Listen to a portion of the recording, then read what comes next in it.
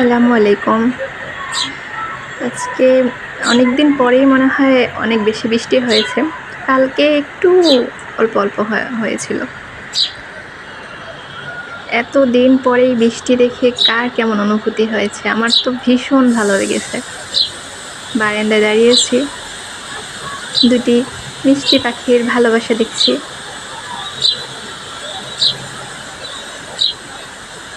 তবে একটু খুশিও লাগছে। হাদির যারা এত বড় ক্ষতি করলো আর জীবনটা কেড়ে নিল, ওরা ধরা পড়েছে।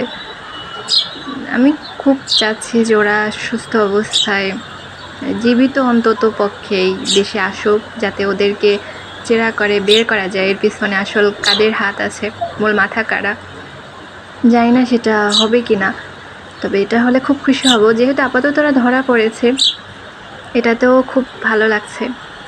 আমি গত শুক্রবারই খুব করে আল্লাহর কাছে বলতেছিলাম যে এই রোজা থাকতে থাকতে বা পরবর্তী শুক্রবার আসার আগে যদি এরকম কোনো সুসংবাদ পেতাম। অনেক মানুষ দোয়া করছে হাদি যেন সঠিক বিচারটা পায়। তবে আলহামদুলিল্লাহ যে ও ধরা পড়েছে। এখন এটা আইনের মাধ্যমেই হয়তো বের করা যাবে যে ওর পিছনে কারা আছে।